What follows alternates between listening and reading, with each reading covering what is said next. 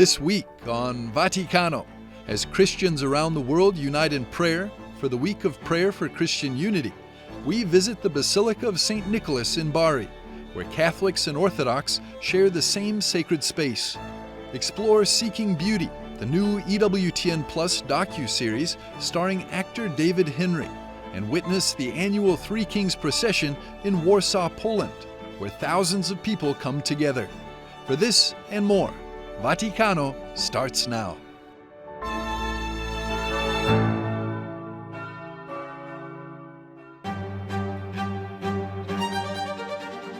Seeking Beauty premieres January the 19th, 2026 on the free streaming platform EWTN Plus. This captivating travel and culture series takes viewers through the heart of Italy, exploring its stunning architecture, cuisine, and music, revealing how beauty can lead to the divine. Produced with EWTN Studios, the series follows actor David Henrie on a journey of discovery, art, and inspiration. To stand before a painting by Caravaggio or a sculpture by Michelangelo and not merely see it as a decoration or as art, but to perceive it as a message that God wants to give us, that which awakens in us a sense of beauty, is calling us to Him. So it's about slowing down a little, moving more deliberately, and finding in beauty that language of God, that divine communication. The executive producer of the series, Edmundo Reyes, who came up with the original idea for the program, recalls that when he visited Spain with his family 4 years ago, he realized that many stories of art and faith remain hidden in plain sight. I was with my family visiting Seville, a beautiful cathedral, one of the most beautiful cathedrals in all of Spain.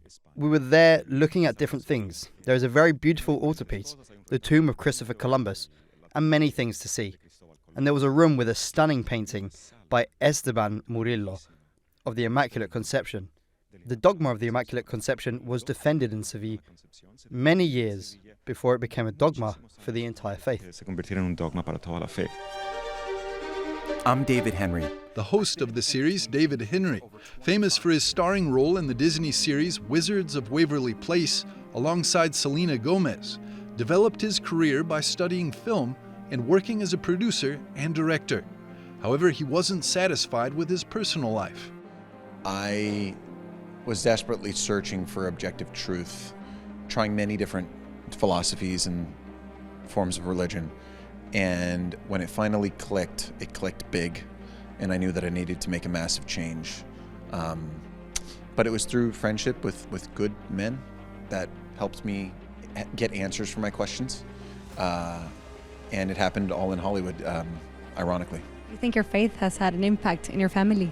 Of course. You can't give what you don't have. If you're gonna have a faithful family and you don't have any faith, you gotta have it to give it. So without a doubt, my faith has informed everything in my family and everything that we do. Everything. I don't know what we'd do without it. It's the unifying principle. In its first season, Henrie journeys through the Vatican, Rome, Milan, Venice, Florence, and Subiaco.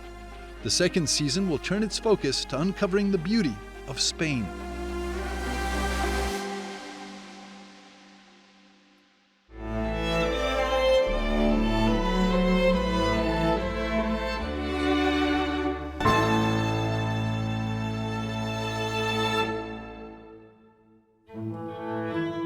From January the 18th to the 25th, Christians around the world mark the Week of Prayer for Christian Unity, a yearly call to pray together, to encounter one another, and to keep alive the hope of full communion. The theme is drawn from St. Paul's letter to the Ephesians. There is one body and one spirit, just as you were called to the one hope of your calling. Well, obviously that's one of the key New Testament texts for Christian unity, because the word one appears very often. One spirit, one hope, but also one body, one Lord, one faith, one baptism, one God and Father. That emphasis on one also shaped the work behind the scenes. This year, the international group, co-chaired by Father Martin Brown, will finalize the prayers and hymns gathered and prepared in Echmiadzin, the mother see of the Armenian Apostolic Church. They're very proud of their tradition of being one of the oldest churches. They have had the faith evangelized by the apostles Thaddeus and Bartholomew. their mother see of Echmiadzin is one of the oldest sees, one of the oldest churches, physical churches in the world too. In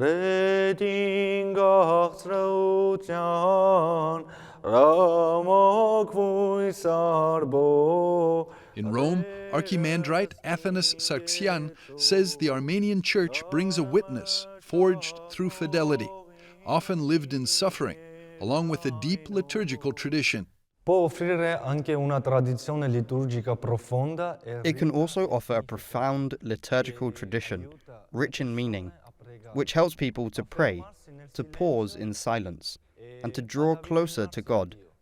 Armenian spirituality invites a simple and sincere relationship with Christ, based on prayer and trust in God's mercy.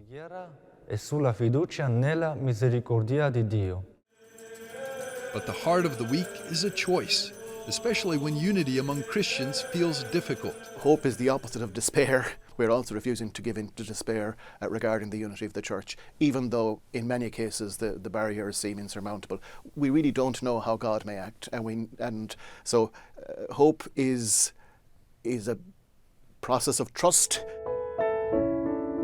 In Rome, the week concludes on January the 25th with ecumenical vespers at the Basilica of St. Paul outside the walls, a moment when the Bishop of Rome prays together with representatives of other Christian churches and communities. However, the week can also be celebrated by Christian faithful around the world through shared ecumenical services or daily prayer reflections recited over the 8 days. So simple things like visiting another church, inviting people from another church to visit your church, having just a coffee morning or an afternoon tea or something, a time to just share and get to know one another.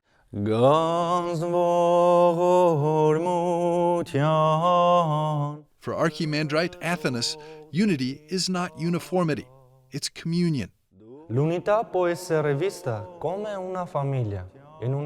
Unity can be seen as a family. In a family, each person is different, yet everyone belongs to the same home. So too, with the Christian churches, different from one another, but united in the family of Christ, by the same love and by the same faith. Dallo stesso amore e dalla stessa fede. Rosandrangat, ikenderaitem, ormia.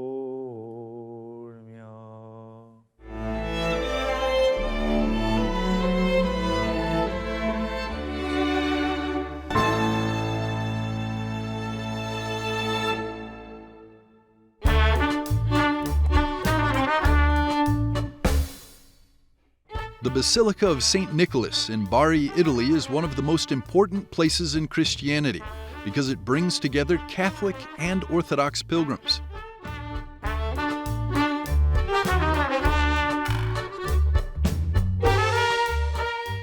Saint Nicholas has long been considered a bridge between East and West.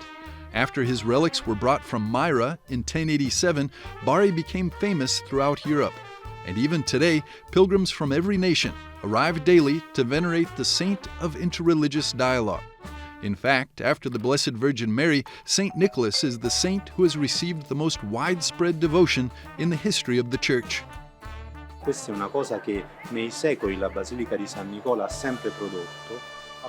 This is something the Basilica of Saint Nicholas has always generated through the centuries. Continuous pilgrimages of brothers from every confession who came here to pray at the tomb of Saint Nicholas. Sempre più un modo per incontrarsi anche nella preghiera, una preghiera fatta insieme. And over the years, this has gradually become more and more a way of meeting one another in prayer, praying together. A beautiful example of this increasingly close encounter is also visible architecturally in what happens inside the basilica, because immediately after the Second Vatican Council, the Dominican Fathers decided, so as to encourage the prayer of our Orthodox brothers inside the basilica itself, to build a small Orthodox chapel. It's the one you see as you enter on the left, in the left corner. It was the place where the Orthodox brothers celebrated the Divine Liturgy within the basilica. In the Basilica of Saint Nicholas, what's striking is that the Orthodox Divine Liturgy and the Catholic Mass are celebrated at the same time. Here you see the extraordinary nature of this place and of the ecumenical journey that has been made, an ecumenism of prayer, of fraternal encounter. Gradually, there was no longer any need for that side chapel, because our Orthodox brothers began to celebrate the Divine Liturgy at the altar of Saint Nicholas, both down in the crypt and up in the Basilica. And it is the very same altar where Catholics celebrate the Eucharist. This is a truly beautiful sign, something that does not happen in every Christian church. This special feature of St. Nicholas, something that also emerges from official sources, remains rather mysterious. It's not easy to understand the exact reason why a saint, who is certainly popular and deeply linked to charity, has managed to unite in such a special way so many people in devotion. Let's say that among the Orthodox and Catholics, he is certainly the most venerated saint after the Virgin Mary, so the Basilica is truly a place of particular importance. It is certainly a meeting point.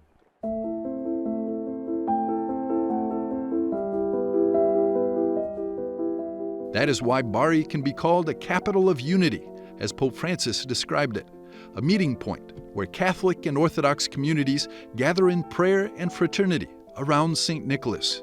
D'altronde, in modo particolare la Chiesa russa e la Chiesa greca, ma anche la Chiesa georgiana. Moreover, the Russian and Greek churches in particular, but also the Georgian and Romanian churches, and others I wouldn't want to leave out, are especially attentive to this devotion. And that is one of the unique features here. You may find something similar in other Italian cities, but in Bari, you feel it strongly because there are stable communities living here. Orthodox communities of Russian, Romanian, Georgian, and Greek background, who come to celebrate regularly inside the Basilica, not as pilgrims arriving from elsewhere, but as residents who celebrate and live their liturgy and their devotion to Saint Nicholas. Che celebrano e vivono la loro liturgia e la loro devozione a San Nicola. From this lived ecumenism came the St. Nicholas Ecumenical Institute, founded by Bari's then Archbishop Enrico Nicodemo, with the Apulian Bishops' Conference and the Dominicans. Culture is essential. The capacity to know each other and to face the chapters of history that have, unfortunately, divided Christians. Over the years, this place has become one of the 3 institutes of the Apulian Theological Faculty, rooted in the region for about 2 decades and bringing together different academic communities, including the St. Nicholas Institute of Ecumenical and Patristic Theology. And what makes it remarkable is this: it didn't begin as an academic project. It's one of those rare cases where scholarship grew out of lived reality. That is truly extraordinary. La ricerca accademica è conseguenza di ciò che avviene nella realtà. Questo è veramente straordinario.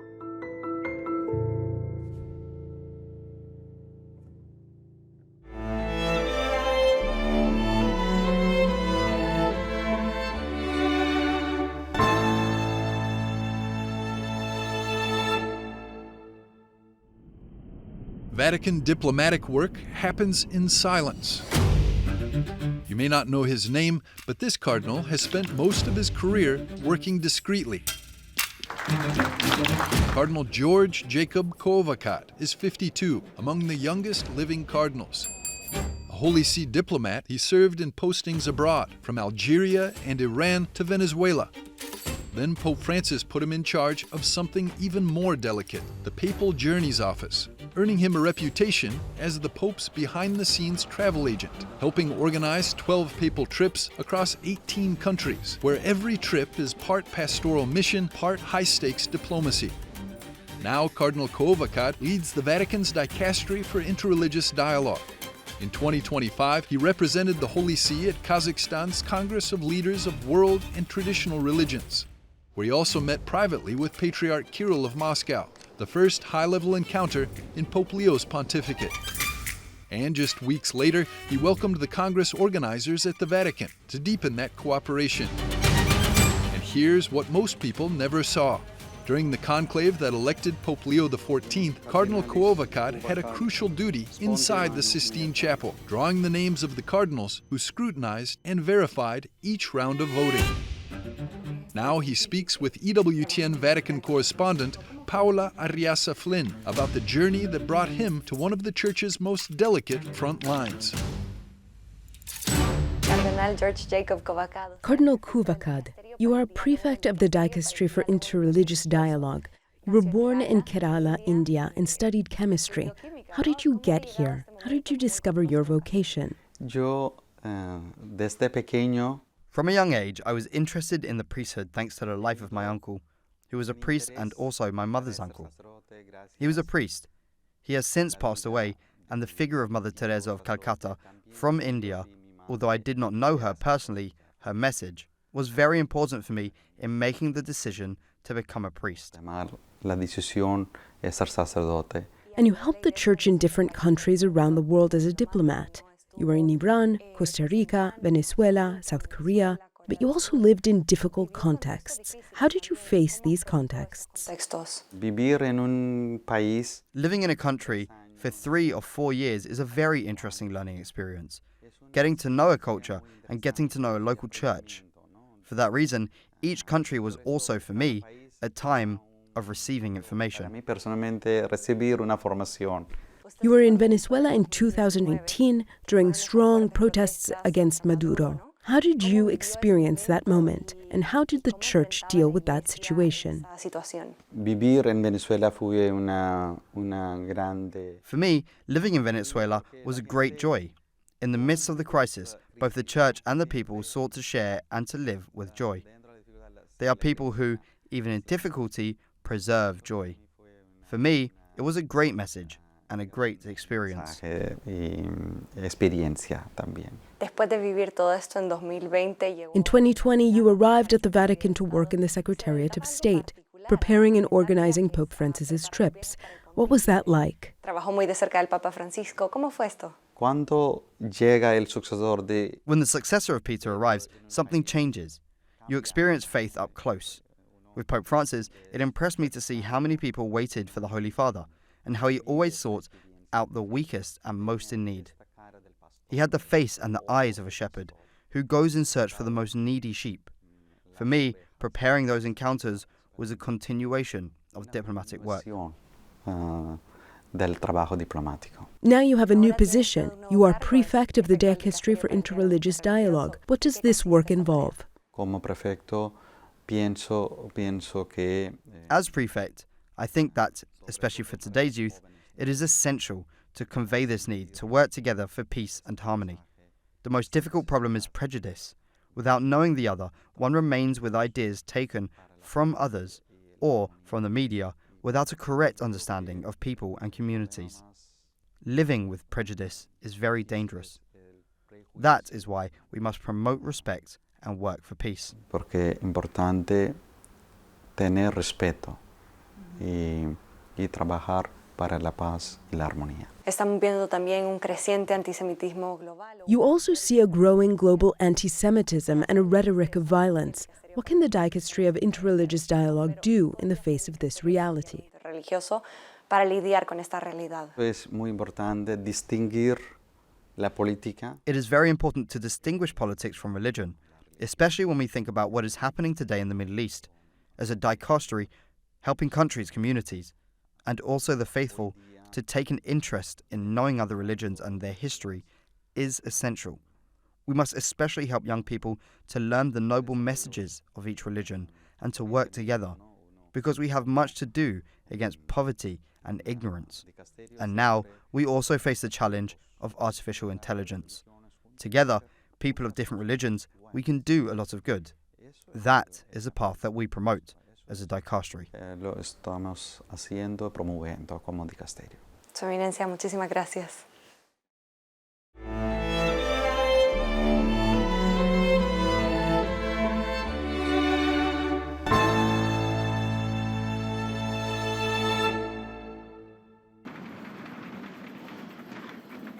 Saluti pellegrini polacchi. I greet the Polish pilgrims, as well as the many participants in the Three Kings procession that is taking place today in Warsaw and in many cities of Poland and also in Rome. I wish every good to all of you. A tutti, auguro ogni bene. At the solemn Angelus prayer concluding the celebration of the Epiphany, Pope Leo addressed the faithful taking part in the procession of the Three Kings, especially those in Poland. For years, this tradition has gathered incredible numbers of people, creating a truly unique atmosphere in various places across the country. Huge, colorful crowds fill the streets. The sound of trumpets and horns blend with the crisp winter air, creating a powerful sense of joy and unity. People of all ages walk together on this very special day in almost 1,000 cities and towns across Poland, many wearing crowns, cloaks, and bright costumes. Among them are the Holy Family, angels, shepherds, and of course, the Three Kings themselves. Everything is organized to bring the gospel story to life and to transform the cities into living nativity scenes. We are playing the shepherds because it's just our tradition and we're not the first time, but it's already our tradition in our family.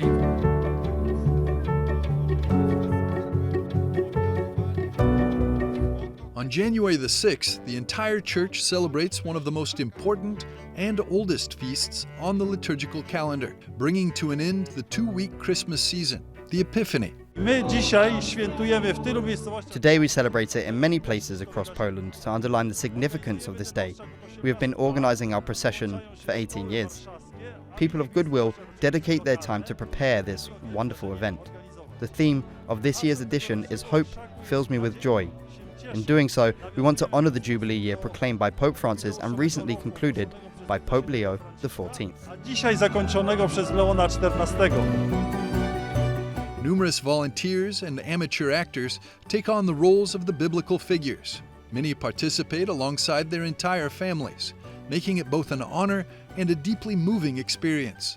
This is our 17th time actually, but every time we have a different role, so that's why we are very happy because we can change roles, and it's always nice to have a role in this big occasion.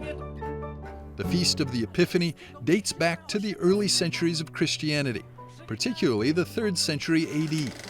It originated in Egypt and in the Eastern churches, where it was celebrated on January the 6th as the manifestation of Jesus to the world. Its name comes from the Greek word epiphania, which means manifestation or appearance. The procession tells the story of the Three Kings following the star to Bethlehem, and everyone can take part, walking alongside the shepherds and angels or joining the royal procession, becoming witnesses and paying homage to God born on earth. The entire event is based on a single simple script, the biblical story of the Savior's birth. It's a clear and accessible story, publicly proclaimed in the streets of the cities of the world.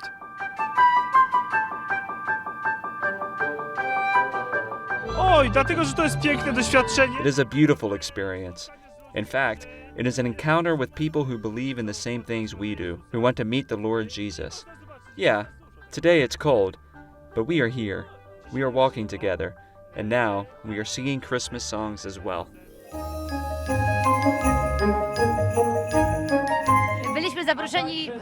We were invited last year to take part as the expectant Holy Family when I was carrying our child. We highly recommend this experience to couples in the later stages of pregnancy. You can apply through the foundation and join a beautiful procession, which concludes with a moving dance of angels. The processions take place not only in many cities across Poland, but have also spread throughout Europe, in England, France, Germany, Ukraine, and Italy. Thanks to Poles living abroad and Polish missionaries, this tradition is also celebrated beyond Europe, in the United States, South America, and Africa, including Zambia, Cameroon, Rwanda, and the Congo. The Three Kings procession is a unique and joyful event that brings the Christmas celebrations to a memorable close. Beyond its festive and religious significance, it unites communities, spreads hope, and celebrates faith, tradition, and volunteer spirit.